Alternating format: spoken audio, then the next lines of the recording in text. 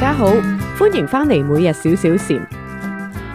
今集會講一個關於人際關係嘅禪語，淡交。想知點樣同人相處更加輕鬆？一齊聽落去。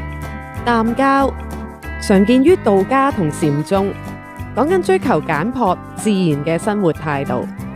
例如莊子嘅《山木篇》有提到，君子之交淡如水。呢一句表達嘅係君子之間嘅友誼如水一般清淡純粹，冇過多嘅利益牽扯，但係能夠長久持續。淡交意思係同人交往要真誠清淡，唔帶功利同執着，唔係要你冷漠，而係用簡單嘅心同人聯繫，唔計較得失。日常生活，例如職場入面，人際關係有時好複雜。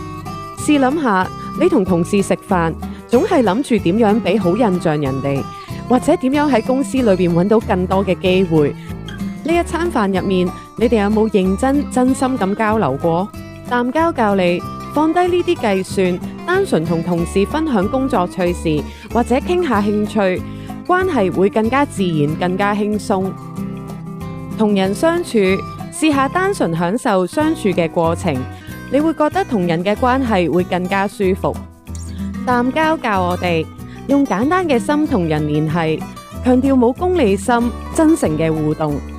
留言話我哋知你點樣用淡交嚟同人相處。如果鍾意我哋嘅節目，記得 subscribe 支持每日少少禪。下集再見，拜拜。